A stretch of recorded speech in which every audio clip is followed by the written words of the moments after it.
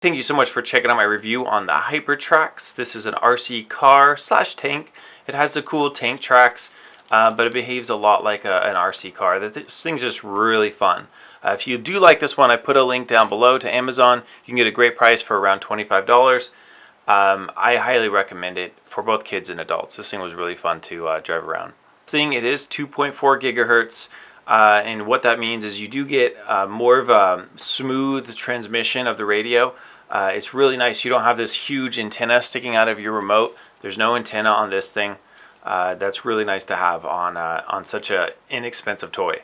You do have a durable body on this thing. I mean, I've crashed this thing a ton. I've dragged it over all kinds of rocks. I don't think it's metal, but it is really heavy duty plastic. You can flip this thing and it still drives on either side. So, you know, if you flip it like this, which would be upside down, it's still going to drive. If you flip it right side up, you know, I actually notice it does drive better right side up just because the clearance, it seems to be a little bit better when it's right side up as compared to upside down. But still, you can drive it and turn it both sides.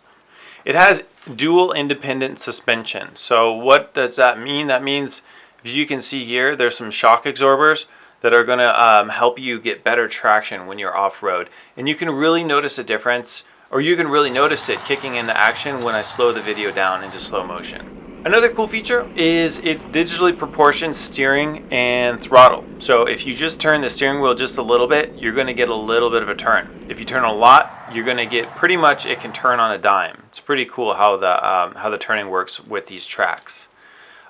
Same thing with the throttle. If you just give it a little bit of throttle, it can go really slow. Or if you push it all the way back, this thing can pick up and go pretty quick, as you'll see in the video.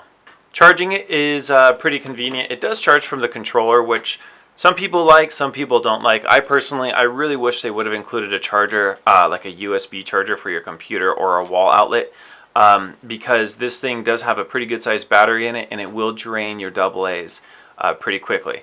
But I'll show you guys how to charge it. It does have this retractable charging port, which is kind of convenient, and then you just plug it into the bottom here. Now, when you're done charging it, or when you want to turn it on, this does cover up to keep the dirt from getting inside.